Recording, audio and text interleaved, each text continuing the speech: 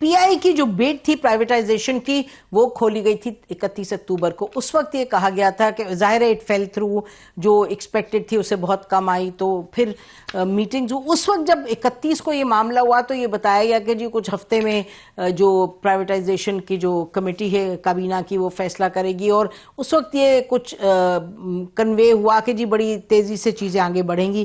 اب اس معاملے کو 70 دن ہو چلے ہیں, اور 70 سے بھی زیادہ دن, تقریباً 70 دن ہو چلے ہیں. اب یہ پچھلی مرتبہ ہم نے جب پروگرام کیا تھا 14 دسمبر کو, تو اس وقت ہمیں یہ بتایا گیا تھا کہ ایک نئے جو ایڈوائزرز ہیں ان کو اپوائنٹ کرنا ہے. پھر یہ کہا گیا تھا جو پرانے بیڈرز تھے جو کچھ نکل گئے تھے باہر بیڈنگ, فائنل بیڈنگ پروسیس سے, ان کو بھی واپس لایا جائے گا, کیونکہ آئی ایم ایف جو ہے اس سے کوئی ہم نے کنسیشنز لینے تھے, کچھ انہوں نے ریسٹرکشنز لگائی تھی. یہ تمام باتیں ہوئی تھیں, اور اس وقت یہ کنوے ہوا تھا کہ یہ بڑی تیزی سے بات آگے بڑھے گی. تو آج ہم نے سوچا کہ اس کا as a follow up, because یہ فلیگ شپ پروگرام ہے حکومت کا پرائیویٹائزیشن کا پی آئی اے کی, تو یعنی کہ کتنی حکومت افیکٹو ہے, کتنی تیزی سے آگے بڑھ رہی ہے, اور کس طریقے سے یہ پورے پروسیس کو آگے لے جائے گی پرائیویٹائزیشن کے. تو شروعات ہی پی آئی اے سے, تو پھر اسی پر ہم فوکس آج بھی کریں گے. اور ہمارے پاس پینل میں وہی ناظرین لوگ ہیں جو کہ پی آئی اے کو فالو کریں. پچھلی دفعہ بھی ہمارے ساتھ تھے موجود رانا احسن افضال صاحب, ایس اے پی ایم ہیں, اور ڈاکٹر فاروق سلیم صاحب سینئر اکانومسٹ ہیں. جی ران صاحب ذرا فرمائیے گا, آپ نے فرمایا تھا پچھلی مرتبہ کہ جی اب ایک نیا جو ہے وہ ہم کمیٹی بنی ہے, اور پھر ہم نئے ایڈوائزرز کو کریں گے نامینیٹ, اور پھر پروسیس کو آگے لے جائیں گے. تو کیا ہوا اب تک؟ جی بسم اللہ الرحمن الرحیم. دیکھیں, جب سے یہ پی آئی اے کی بڈ جو ہے وہ اس پہ کوئی خاطر خواہ بڈنگ نہیں ہوئی, اس کے بعد میں نے آپ کو جس طرح پچھلی دفعہ بھی بتایا تھا, ایک تو تھرڈ پارٹی کا ایک آڈٹ کرایا گیا کہ اس کی جو پرائسنگ کا میکینزم تھا اس میں کوئی فلاٹ تو نہیں تھا. تو وہ جو ایک انٹرنیشنل کنسلٹنٹس ہیں انہوں نے اس کو مکمل کیا, اور اس میں کوئی واضح کوئی جو ہے وہ گیپس یا لوپ ہولز نہیں نظر آئے تھے.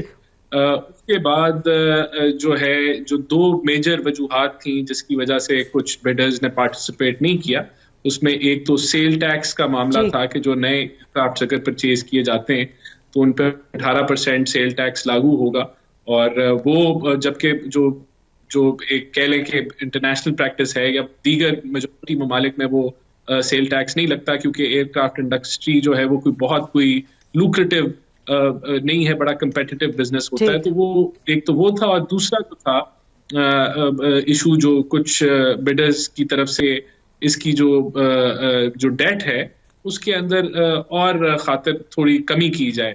تو وہ دونوں جو ہیں وہ چیزیں اپروو ہو گئی تھیں اور اس کا گو ہیڈ مل گیا تھا. تو اس کے بعد یہی فیصلہ کیا گیا تھا جس طرح میں نے آپ کو بتایا تھا کہ یہ ری بڈنگ میں جائے گا. تو وہ پروسیس ابھی جاری ہے, اور ری بڈنگ کا جو دیکھا جا رہا ہوگا کہ اس کو دوبارہ سے کس طریقے سے فلوٹ کرنا ہے. تو وہ process I suppose must be in place. Exact مجھے وہ کہاں پہنچا ہے وہ پروسیس مجھے نہیں پتا, لیکن بالکل گورنمنٹ کا ریزالو ہے. ٹھیک ہے, آپ کہہ رہے ہیں کہ 20 دن, جی I've got your point doctor Farooq Saleem, 20 دن ہو گئے ہیں کہ یہ باتیں طے ہوئی تھی, اور جو ری بڈنگ کرنی تھی 20 days, اور پبلک میں تو کوئی انفارمیشن اور نہیں آئی 20 دن کے اس دوران کہ بھئی اور گورنمنٹ کیا کر رہی ہے ری بڈنگ کے لیے. تو از اٹ نارمل کہ جی ری بڈنگ کے لیے بھی 20 دن میں تو کچھ نہیں ہوا اور زیادہ جو نظر آ رہا ہو, تو ری بڈنگ میں کیا کچھ مہینے لگیں گے, کیا ہوگا؟ دیکھیں نسیم, پی آئی کی کہانی آپ نے بھی سنا دی, اس کی نجکاری کی, رانا صاحب نے بھی اپنی بات ایکسپلین کر دی کہ نجکاری کے عمل کے ساتھ کیا ہوا. دیکھیے پچھلے 20 سالوں میں میں اب حقائق آپ کے سامنے رکھتا ہوں. 20 سالوں میں پی آئی اے نے کوئی 830 ارب روپے کا نقصان کیا. بالکل بالکل بالکل صحیح ہے. اور ان 20 سالوں کے دوران ہم نے پیپلز پارٹی کی گورنمنٹ بھی دیکھی ہے, پی ایم ایل این کی بھی دیکھی ہے, اور پی ٹی آئی کی بھی دیکھی ہے. جی ڈاکٹر صاحب معذرت کے ساتھ, بڑی معذرت کے ساتھ, آئی تھنک کہ یہ آپ جیسے لوگ اور بہت سے لوگ انکلوڈنگ رانا احسان افضال صاحب جیسے لوگ سب نے بتایا ہوا ہے کہ کیا معاملات गड़बड़ का शिकार हैं. But I just wanted to know, क्योंकि जाहिर है नाज़रीन को ये बताना है कि भाई इतना अहम प्रोग्राम है और इतना अहम स्टेप है इकोनॉमी को बेहतर करने के लिए, जिसको हुकूमत कहती रही है हमारे लिए बहुत प्रायोरिटी है, तो किधर गया? यानी कि अगर 20 दिन बीच में गुजर गए हैं 14 दिसंबर से लेके अब तक, तो क्या ये बस काफी है कहना कि जी अभी बिडिंग का प्रोसेस हुकूमत देख रही है? इज इट ओके और डज इट टेल यू कि जी ये कोई स्लो मोड में है, या बताइए जी. क्या हम कुछ सीखना चाहते हैं पिछले 20 सालों से जो कुछ हमने पीआईए के साथ किया? देखिए, $20 मिलियन हमने पुराने वाले एडवाइजर को दिया, हुकूमत ने दिया, वो टैक्स पेयर मनी, वो आपकी और मेरी तनख्वाह में से जो टैक्स कटता है उसमें से $20 मिलियन आया हुआ है जो पीआईए के एडवाइजर को दिया है, और वो निष्कारी नहीं हो पाई. कुछ सीखना चाह रहे हैं हमें सारे खेल से.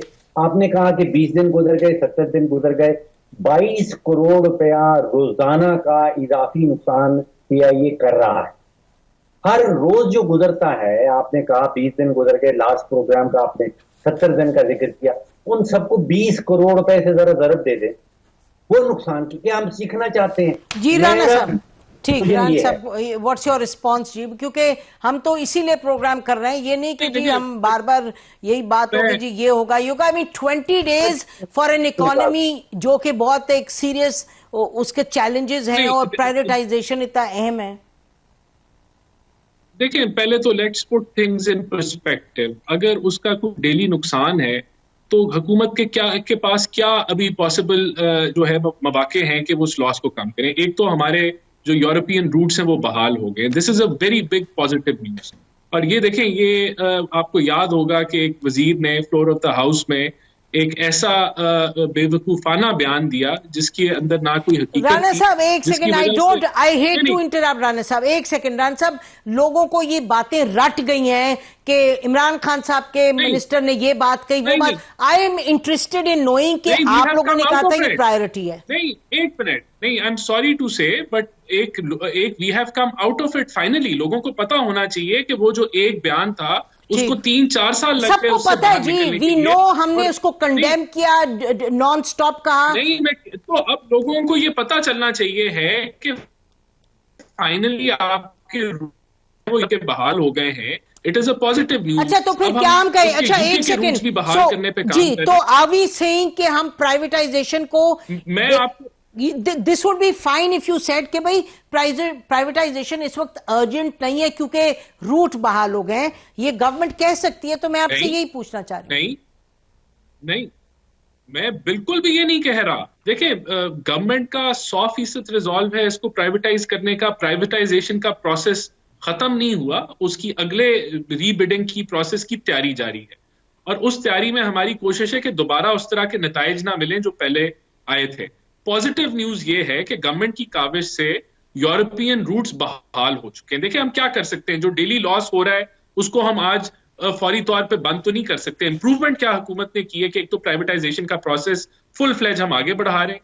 नंबर 2, उस दरमियान में ये अच्छी खबर है, और इससे प्राइवेटाइजेशन की जो बिडिंग है उस पर भी इम्पैक्ट आएगा कि यूरोपियन रूट बहाल हो गए, और अगला स्टेप ये कि यूके के रूट भी हम बहाल करें. ठीक है, लेकिन तो अभी आपने जी I have got that, but आपने फरमाया था कि आपको पता नहीं कि 14 दिसंबर के बाद क्या हुआ है प्राइवेटाइजेशन में, स्टेप्स क्या लिए गए हैं. अभी आप कह रहे हैं फुल फ्लेज्ड आगे बढ़ रहे हैं.